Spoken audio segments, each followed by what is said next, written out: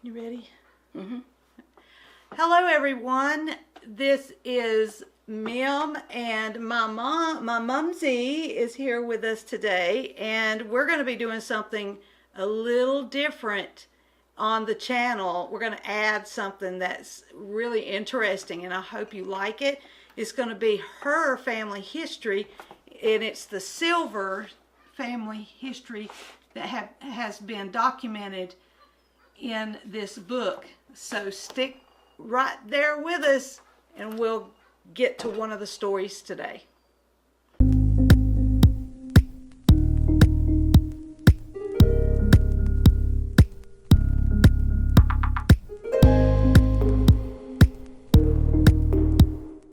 So Mom is from the North Carolina mountains, and that's western North Carolina mountains, near Mount Mitchell, between Mount Mitchell and Grandfather Mountain. Yes, you have some rich heritage up there. Yes, I really do. The Silver family came and settled in the western North Carolina in the late 1700s. And they built a cabin up there. It was 2-story, big family, with the founding one that came over from Germany and fought in the Revolutionary War. And he's buried up there in North Carolina in a little community called Kona. And so that's the start of the Silver family. Okay, so we're not going to go chronological or however you say that. I don't think I said that correctly, you know. But we're going to kind of skip through. We're going to start off with a big bang, let's say. And I'm not trying to, this story didn't have a bang in it. It had more of a other... Chop. Chop. Okay, I mean, it's sort of, some people may think, well, they should have recorded this for Halloween, around that time. But really, this actually happened in December of what year was it? Do you remember, Mom? I'm going to have to look it up. 1830, I think. And see, I had the idea, just spur of the moment last night, and she's probably so like, Lara always does this to me, springs something on me at the very last minute, and she's like, late at night. Late at night, yes. And I'm going to read a little bit, and it's the title of this. I have a Facebook page set up it's called In Defense of Charles Silver, or something like that, and I'll put it in the description below. But a lot of people, modern people, years after this happened, are trying still to get this woman acquitted for her crime, and going on a news article or a newspaper article that was what around 180 to 100 years later. Yeah, and so they've hooked onto that, and they're trying to get her acquitted. And her husband, poor Charles, whom she chopped him with an axe, killed him, and dismembered him, and burned as much of his body in the fireplace as she could. And what she couldn't burn, she hid in a cave, parts in a cave and in a stump.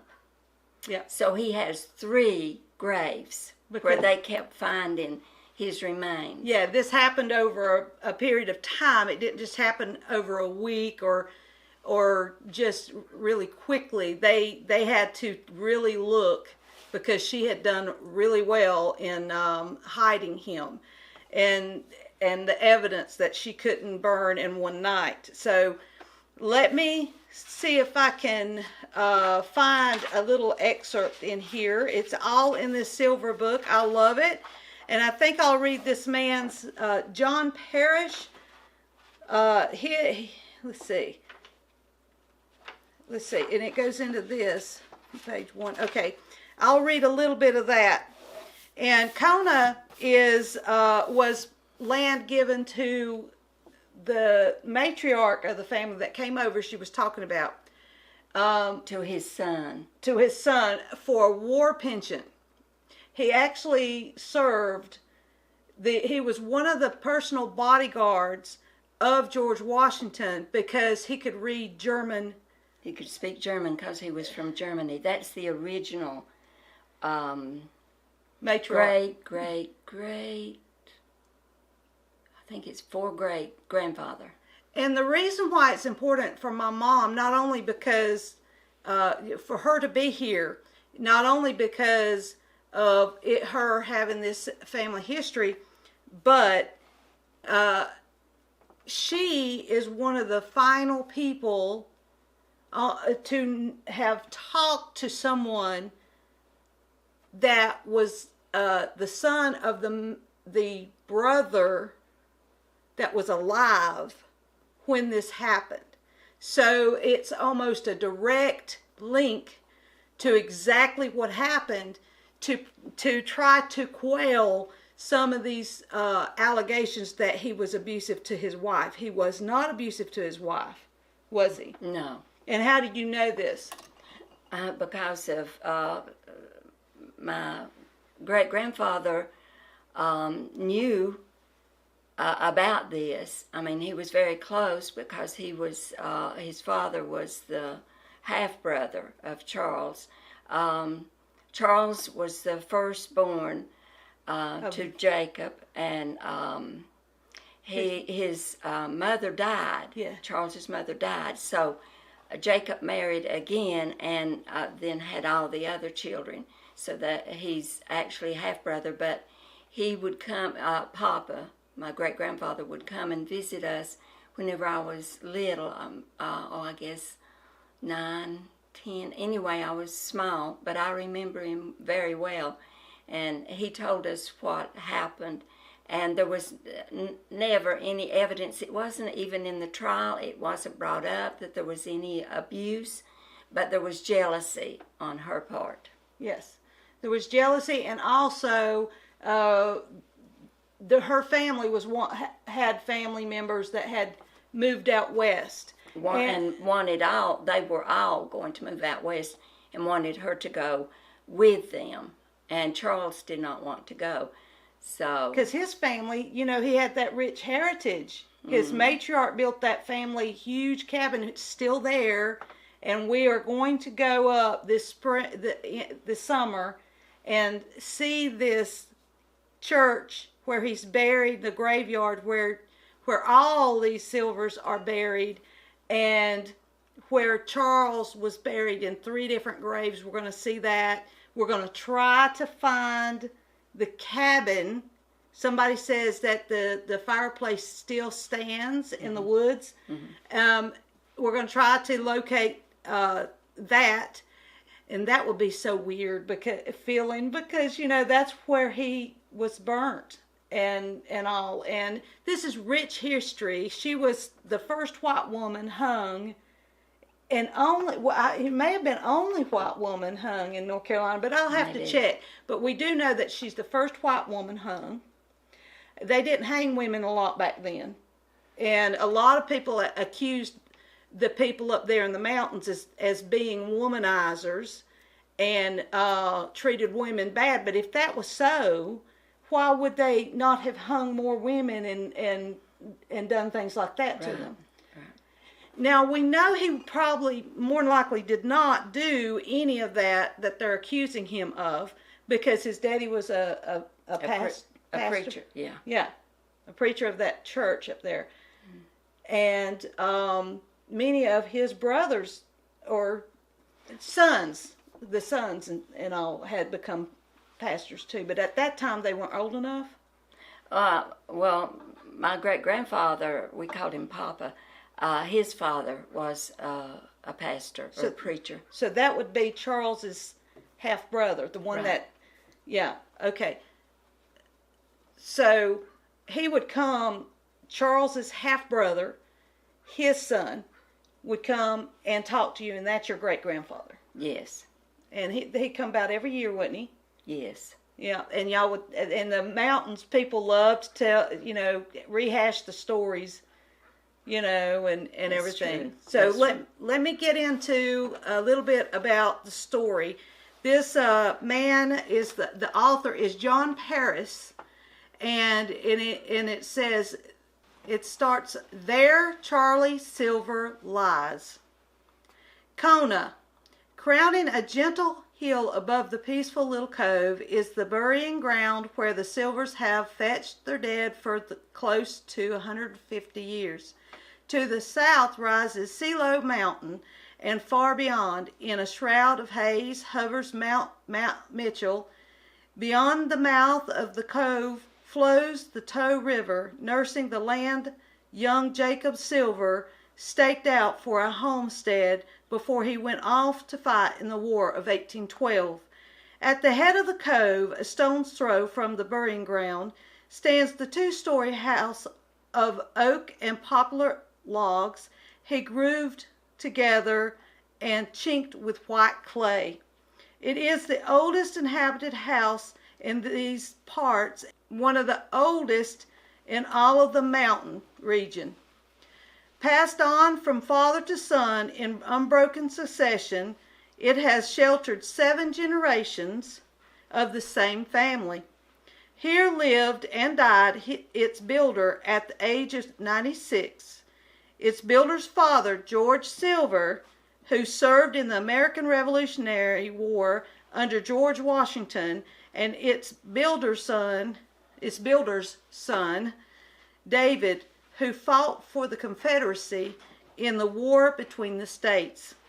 They are buried in the little graveyard above the house. Of Jacob's 13 children, 5 came to untimely or tragic ends. 2 sons died of typhoid fever. 1 was struck by lightning. Another was thrown from a mule and killed. And there was Charlie, who was murdered by a jealous wife. Charlie was one of the first of the Silvers to get a headstone whose markings are still legible. Charlie lived just across the ridge in a dark wrinkle of hills in what is known as Ellis Cove. He was only 19 years old. When he became the victim in one of the most sensational murders in state history, he was, because I turned the page. Anyways, on a night muffled by great snow and blizzard, it was December 22nd, 1831, Charlie's pretty blonde wife, Frankie, chopped off his head while he lay on a pallet before the fire in their one-bedroom cabin.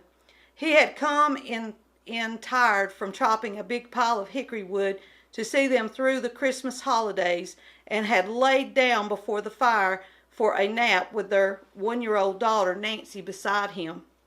Before Frankie swung the axe, which Charlie had paid 6 pence, she eased the sleeping baby from his arms without waking him. Frankie dismembered the body and spent the rest of the night feeding it to the flames, and used the firewood that he had spent the whole day cutting for the week of the Christmas holidays, because up in the mountains when they had Christmas coming, they would do all the chores for a whole week, get it all done, so that way they can take the whole week and enjoy it, right? Mm-hmm. And see, he would go on hunting trips, and he also wanted to make sure that she had enough wood on their porch, so she wouldn't have to go far to get wood. And in other words, taking care of his family. Okay, so Frankie dismembered the body and spent the rest of the night feeding it to the flames, but the fire would not consume it all, and she hid part of it in a hollow stump a little way from the house. Then she scrubbed and scoured the puncheon floor. The puncheon floor is where they've cut logs in half, tree logs in half, and they lay it down for the floor, so you're actually walking on half a log, but the flat side. That's what a puncheon floor is. And as that dries, the wood shrinks, and sometimes there's cracks, and you can actually see through to the dirt underneath, ground. the ground underneath. I mean, it's not big gaps, but it'd be enough, you know, if you were little, kids, you know, they're going to look through and see if they can see things, you know. But that's the way the log cabins were. Okay. She scoured that pungeon floor, trying to erase the blood stains, and she washed the blood-spattered pallet. A pallet is what we call where you put blankets down for whenever you're laying down on the floor and you're going to sleep, take a nap or whatever, or somebody's going to come over and spend the night, and they would put make a pallet on the floor, you know, for your family member. Okay. At first light, she went to her father-in-law's house and told them she was worried about Charlie. She said he had gone over the river on the ice the day before to get his Christmas whiskey and hadn't returned. He could have fallen through the ice, she said. Now, that's one thing she said. And then there was some other thing she said, wasn't it? I think one of them was written that he left and she didn't care if he ever come back. Mm-hmm. And then, I mean, she just had different tales of why he's gone or he's not going to come back, or, you know, and it was suspicious. It made them suspicious of her. You know, they started investigating it by believing her at first that he had went through the ice and all. Right. So a search party was organized and search of the river was made, but there was no break in the ice nor any sign of Charlie. So here's her first lie. And you have to remember, back then, the rivers would freeze over. It was so cold up there. Yeah. It's not that cold up there now. It doesn't do that as much.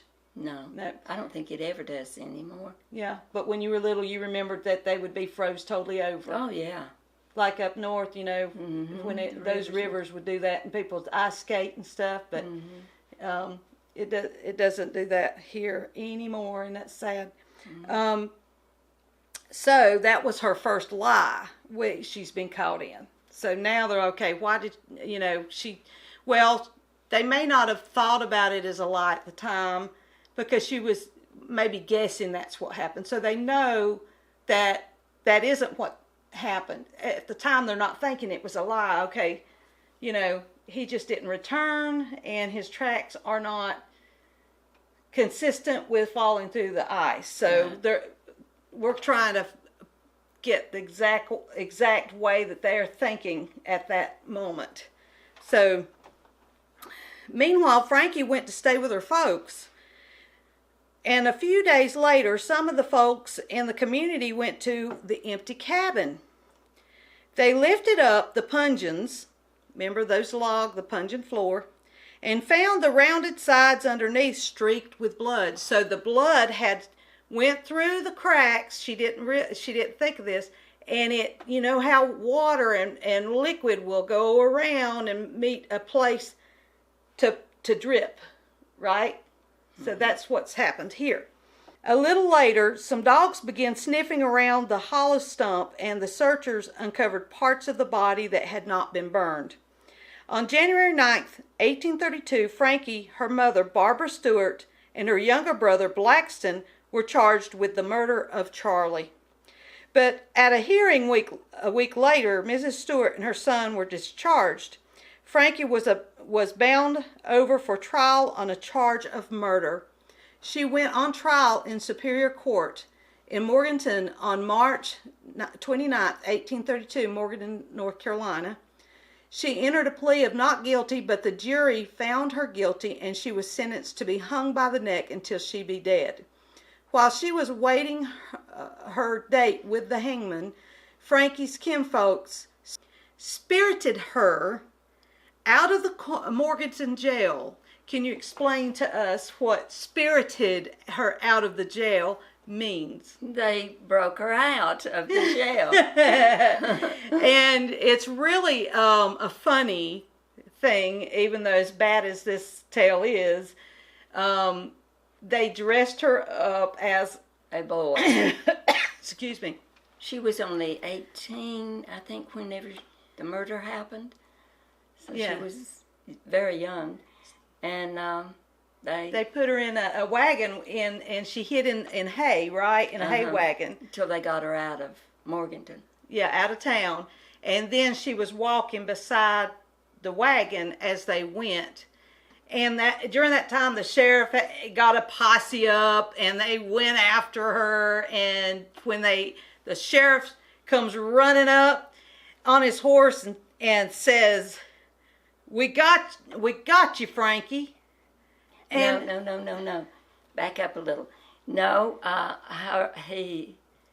the sheriff asked their names, and her name, and she said Frankie.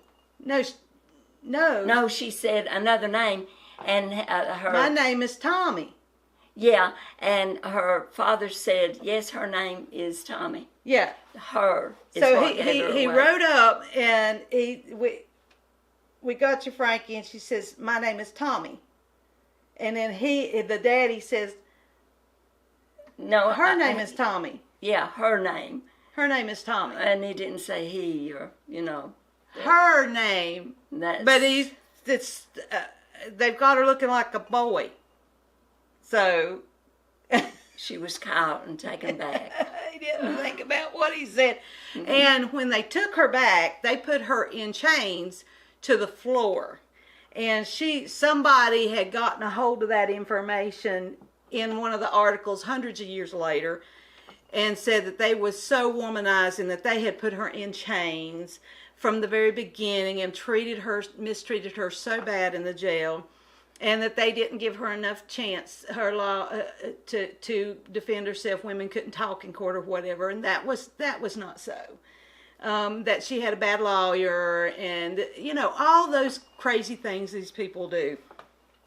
Okay, the sheriff rode up alongside her. Wait. Let's see.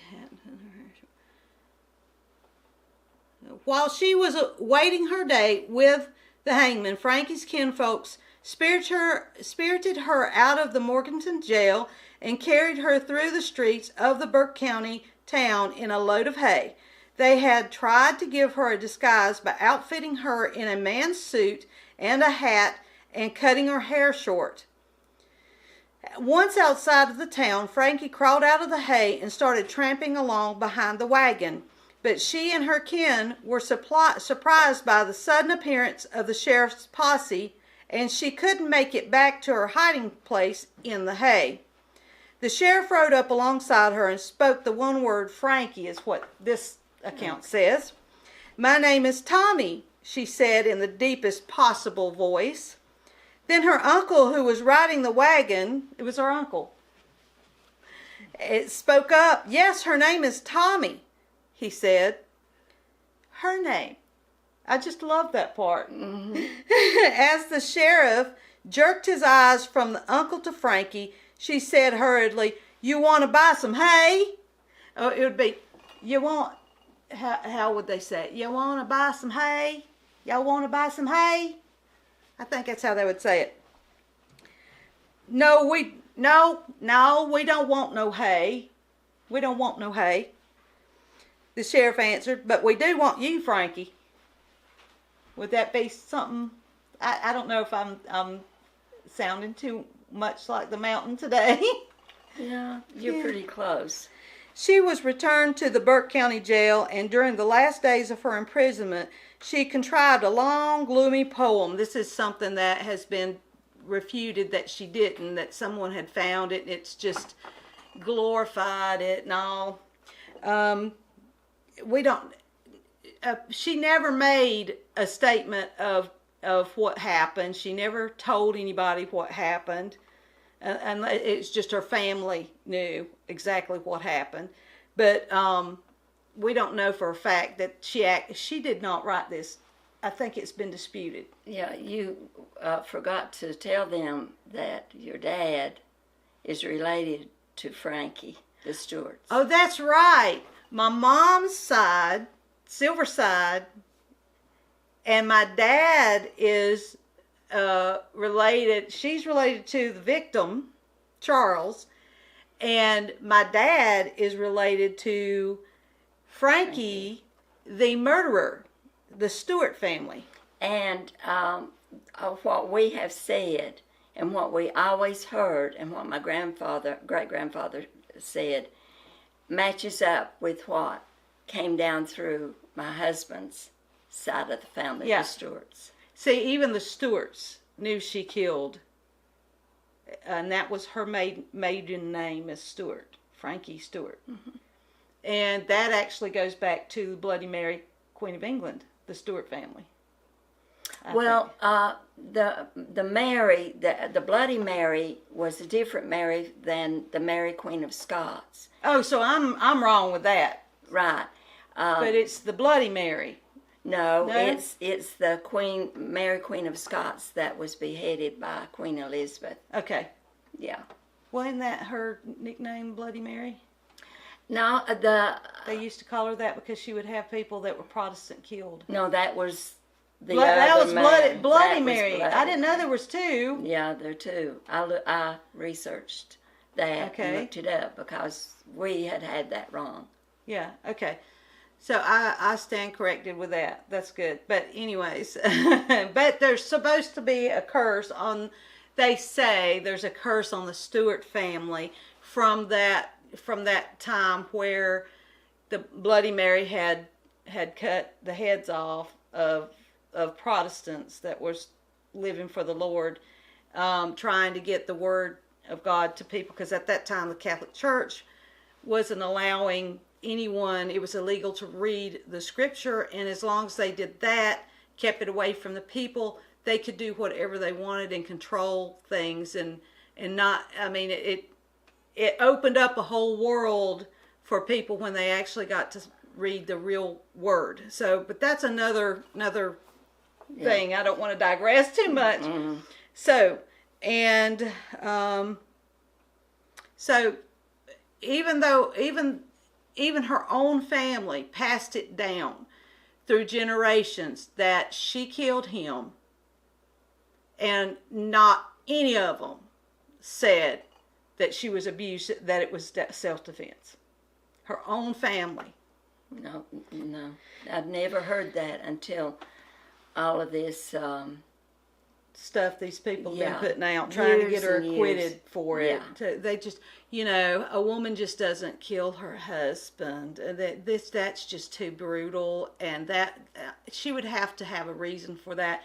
And we think it was because her jealousy and the fact that he wouldn't go out west, but because he wouldn't leave his matriarch family. That land was important to them. It was given to them by pension. It was like, how many acres?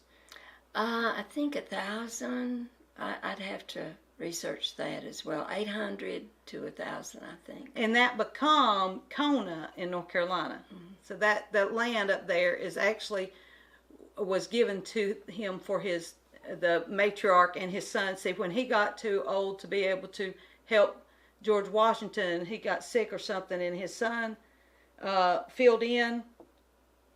I think that's in the history. Yeah. I'm not really. And sure.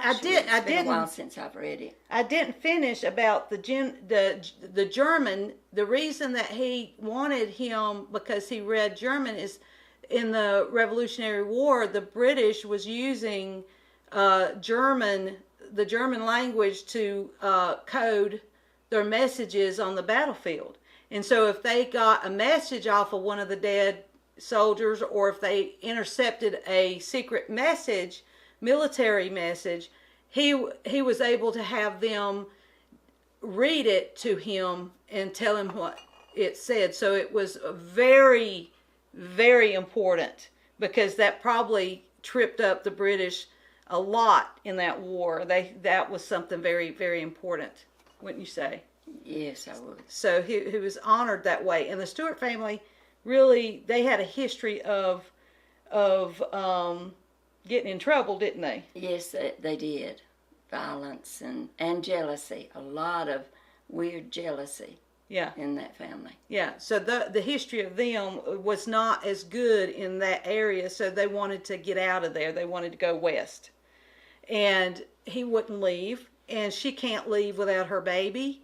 and the only way that she would be able to go west is making sure that Charlie's not in the picture anymore. This is what we think has happened. Yes, I think that was a big motivation. Okay, so she was returned to Burke County Jail, and during the last days of her imprisonment, they said she contrived a long, gloomy poem. There are some who say she recited it from the scaffold before her public execution on the afternoon of July 12, 1833, on Damon's Hill in Morganton, North Carolina. Though through the years there have been many versions, but the one generally accepted is the version published in the Morganton News Herald in 1944. See, that's 1944. And she was hung in 1833, so that's way over 100 years that they published this. And as part of a series of columns printed in the booklet form of a short time later and called The Official Record of the Trial, Conviction, and Execution of Frances Silvers. Now, modern people that have the Silver family name put an S on it. That family did not like that, did they? No, they didn't. The counties were divided later on. 1833, I think, is whenever they divided, and the counties, and the Mitchell County went with the north, and Yancey County went with the south. But the Mitchell County Silver branch added an S to their name.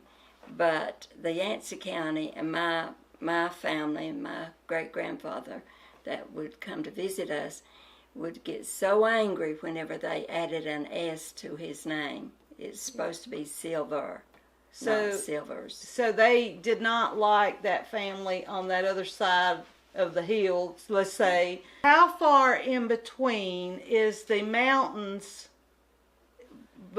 how far is that between these two families that had one had the S and one had the... Oh, it's just a few miles, like maybe 6-7 miles. I know. It's amazing that, families can be so different, so close together. One side went for the north, and then the other side, the non-S side, your family on the Yancey County was Confederate. So this is how divided this nation was, where it's just a mile or two down there that the same family changes and puts an S on their name and goes with an... It's just crazy. I know there had to have been some crazy squalling fights and things going on over that. There probably were. I'm not sure about that. He would roll over in his grave if he knew that they are putting an S on Frankie Silver's name. And you can tell the monument on her grave has an S on it. It's a modern monument from these people that are sympathetic to her, because when she was buried it was not marked because her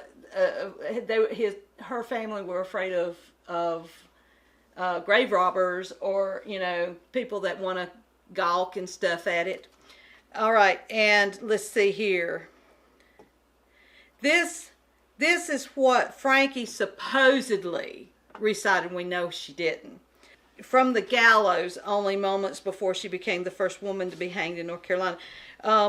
Before I read that, when she went to the gallows, she was ready to be hanged, and she was standing there, and they asked you what if you have any last thing to say, right? Mm-hmm. And what happened when they come up and they ask her, what are you going to say, Frankie? Do you have anything to say? And she stepped forward to say something, and her mouth opened, didn't it? Mm-hmm. And her father said, "Die with it in you, Frankie." He yelled it out. He yelled it out. So they have helped her, the brothers, and they all, I think except one, died violent deaths, and the mother died of a snake bite. It's just crazy how things work out that way, isn't it? Mm-hmm. How the family members that did not get accused for it, when he said, that's proof telling her to die with it in her. In other words, be quiet, don't tell nobody what happened. Because if she had said something, they could have went to jail and they could have been hung as well. So she was this little tiny thing, wasn't she? She wasn't big at all. No. And I don't think that she was able to do that by herself. I don't think she had the strength, the stamina to do it.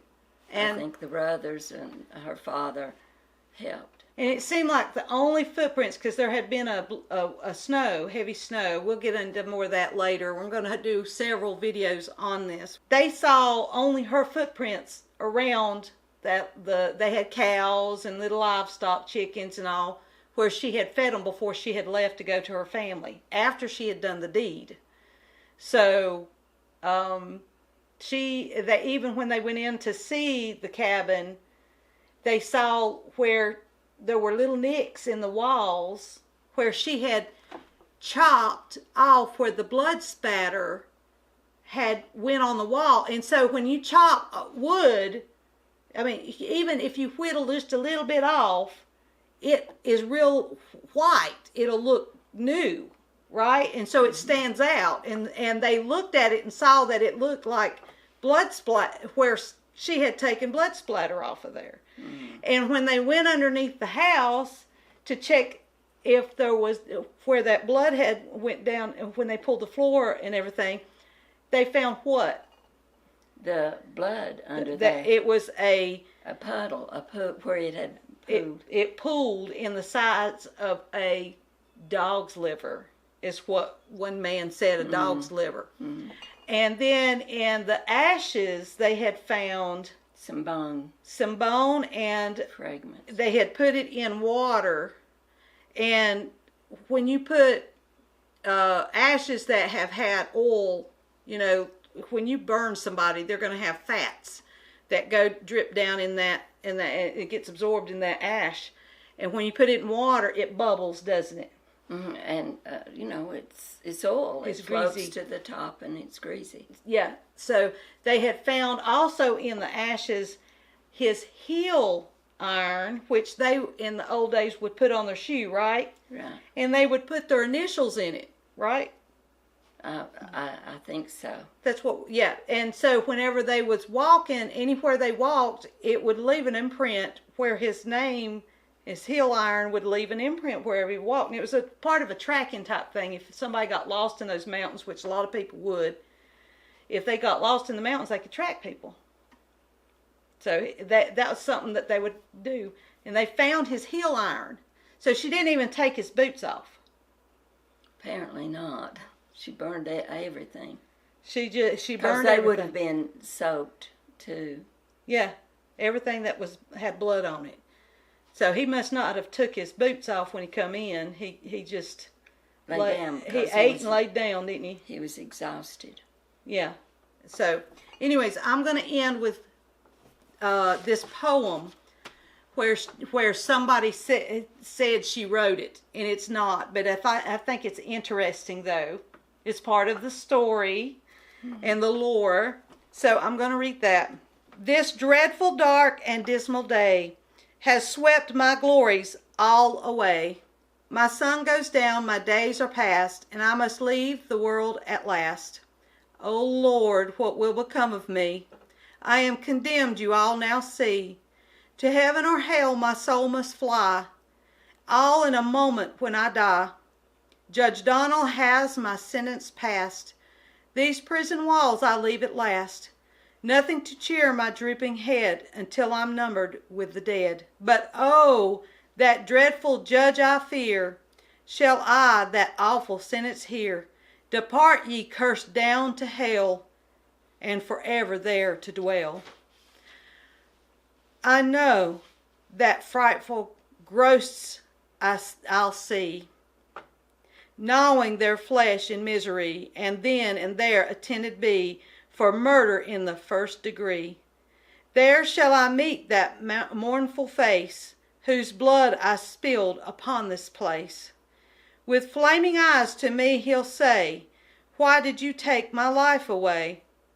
His feeble hands fell gently down, his chattering tongue soon lost sound. To see his soul and body part, it strikes with terror to my heart. I took his blooming days away, left him no time to God to pray. And if sin shall fall on his head, must I not bear them in his stead? The jealous thought that first gave strife to make me take my husband's life. For months and days I spent my time thinking how to commit this crime. And on a dark and doleful night I put his body out of sight. With flames I tried to consume, but time would not admit it done. You all see me and on me gaze. Be careful how you spend your days, and never commit this awful crime, but try to serve your God in time. My mind on solemn subjects roll, my little child, God bless its soul. And you that are of Adam's race, let not my faults this child disgrace. Farewell, good people, you all now see what my bad conducts brought me. To die of shame and of disgrace before this world of human race. Awful indeed to think of death, in perfect health to lose your breath. Farewell, my friends, I bid adieu. Vengeance on me must not pursue. Great God, how shall I be forgiven? Not fit for earth, not fit for heaven. But little time to pray to God, for now I try that awful road. So, Frankie Silver went to her death at the end of the rope, but they did not take her body back across the mountain to the Tow River for burial. Her father, fearing body snatchers, spirited her body under cover of darkness 9 miles west of Morganton to the old Buckhorn Tavern, and there, a few yards from the old inn, she was buried. Some say it was because it was hot in that month, and the body was not doing too well, and so they were also forced to bury her and couldn't get her up the mountain, because this is big mountains on this side. And it was a wagon that they were in. Yeah, so that would make sense too. You know, in order to perpetuate the history of the region, the Morganton News Herald joined with others in 1952 in erecting a small granite marker to locate for all time the last resting place of a woman who for a year and a half brought painful notoriety to Burke County. It carries this inscription: Frankie Silvers, with an S, only woman ever hanged in Burke County. And that's really in Burke County, so that's very important right there, isn't it? Mm-hmm. Hanging Morganton, July 12th, 1833. No, they didn't bring her back to the Tow River country, but Charlie's ashes rest here in the burying ground where the Silvers have fetched their dead for close to 150 years. Now this family is part of the founding of this country. And so this is one tale that a lot of people don't know about, that, and if they read some of these other articles and books and things out there that are trying to acquit Frankie, then they're getting it wrong, wouldn't you say? Mm-hmm. They have made a play that I think it was a couple of years ago up there at in Yancey County. And it was wrong. It was based on the allegations that she was abused. Now, another thing, books have been written. Yeah, lots of books, and one of them's quite popular.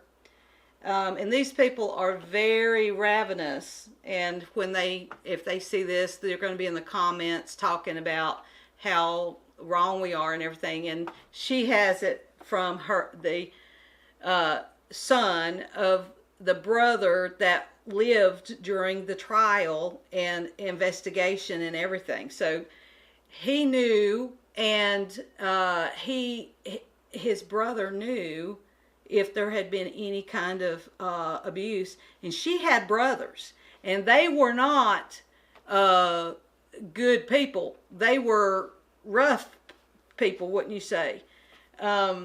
They were known to get in trouble. So if he was abusing Frankie, her brothers would have seriously took up for her and went and whooped him for it. I mean, they would not have allowed it.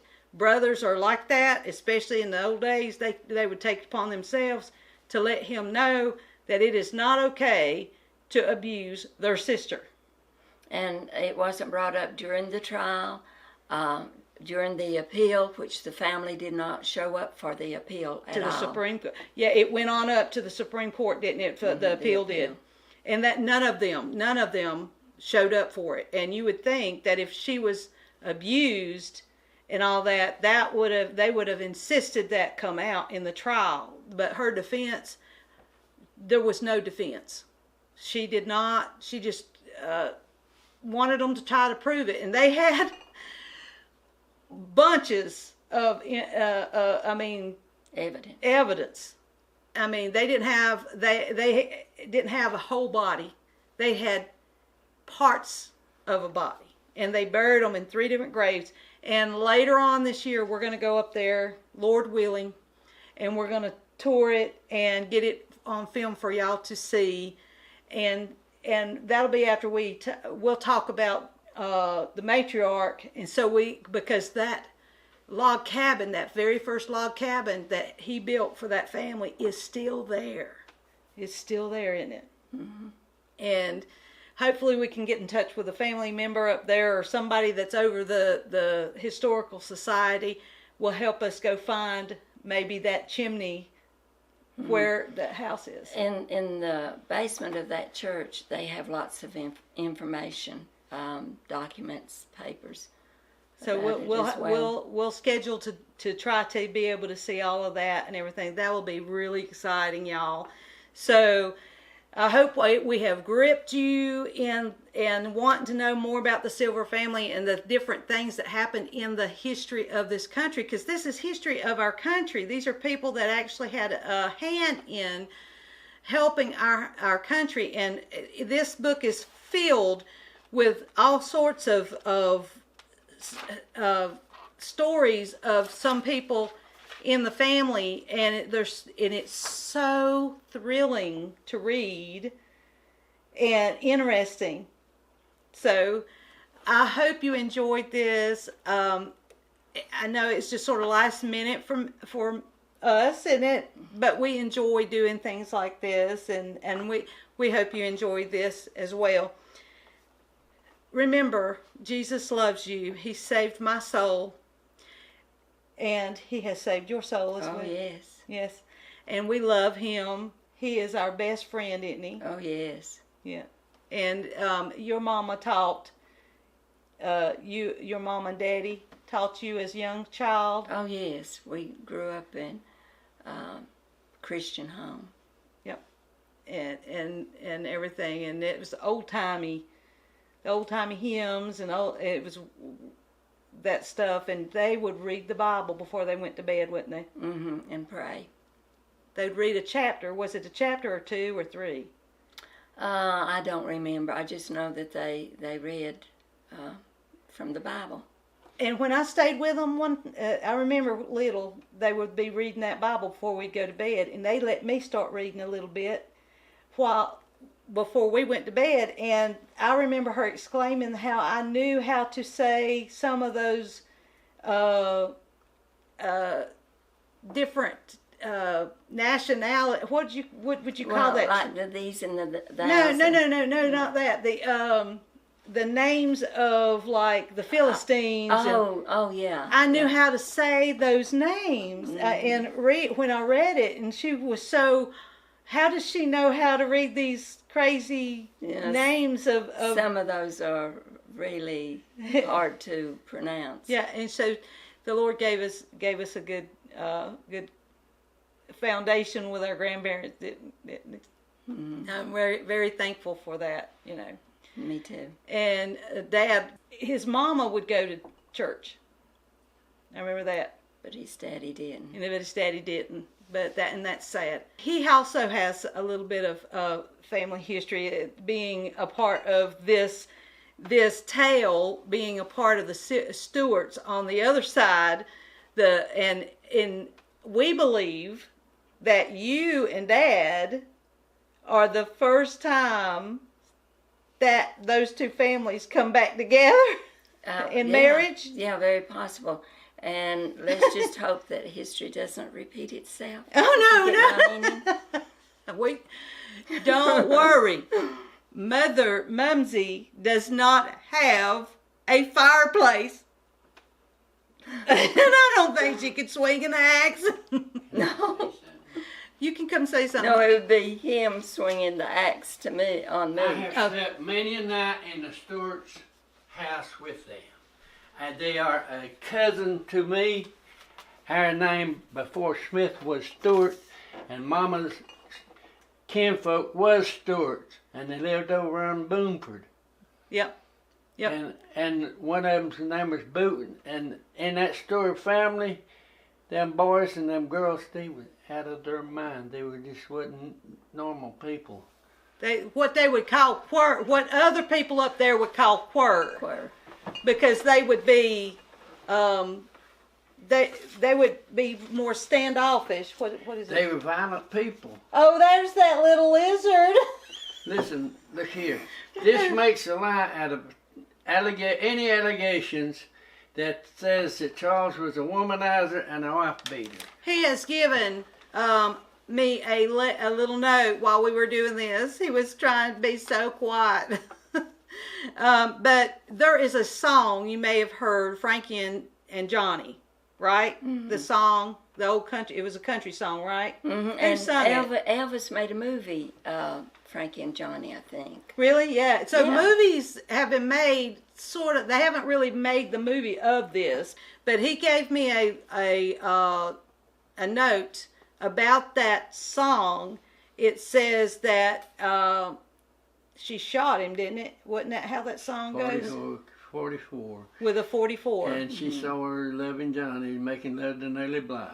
And I know the song completely. Yeah, there was no Nellie Bly. It was all fictitious. That song, it has no... I mean, they tried to take this story and make it into a song. They changed it from an axe. They changed her name. It changed his name to Johnny rather than Charles, Frankie, and Johnny, and that's wrong. So we're dispelling a lot of rumors here. And the Nellie Bly that's in that song that Johnny's supposed to be cheating on her with is fictitious. There was no Nellie Bly. I mean, they've proved that wrong.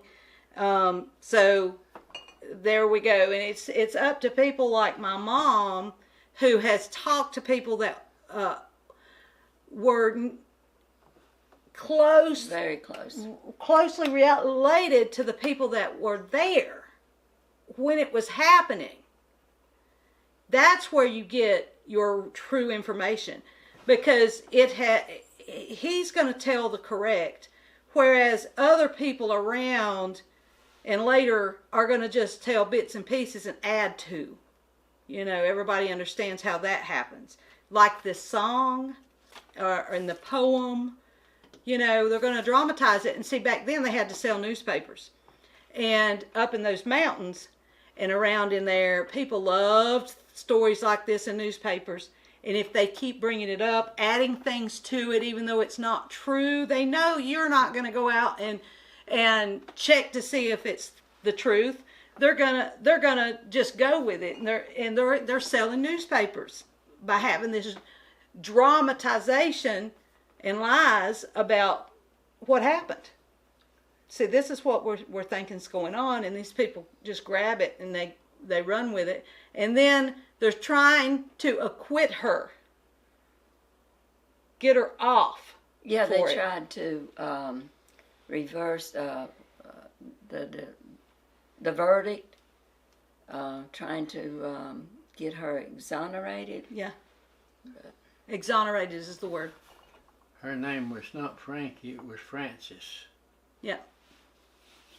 It was Frances, but that was how they called her, Frankie. You know, but anyways, we're going to go ahead and end. I know I was going to end it a little earlier, but Dad wanted to pitch in a little bit, which is okay, because he does have a side in it, even though it's the murderer side. And it's funny, Mom's like, we're the innocent party. Dad's like, well, we didn't really like them, have we? Go ahead. Some of the girls that the Stewarts would come over and babysit for Mama and Daddy when they went off somewhere. They had babysat me. Yeah. So Yeah. I know the Stewart family well. Yeah. Yeah. I'm So, a cousin to them. and they did say exactly these, when they told the story, they didn't tell you that she was abused, did they?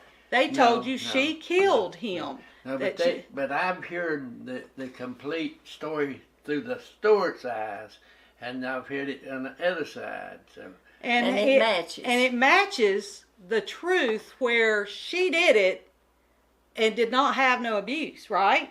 They didn't until later, 100 years later, where it was published. Then they, you know. Her father and her brothers knew the very straight tale of it, and they told some of it. They told afterward, when they just among the Stewart family, the clan. And I've heard all of that, and It matches what my very side. much. Well, I really appreciate my mom and dad taking time out of their day to share with us this information and this story and the history of this country. I hope you enjoy this, and let me know what you think. And if you want to see more of this book, if you like this for the channel, hit that like and subscribe and the bell, so that way you won't miss any more information on this. We may do some more, we are going to do, Lord willing, some more videos on this. So stick with us and keep your eyes peeled. Thank you so much for being here. We love you, and God bless you. Bye. Bye.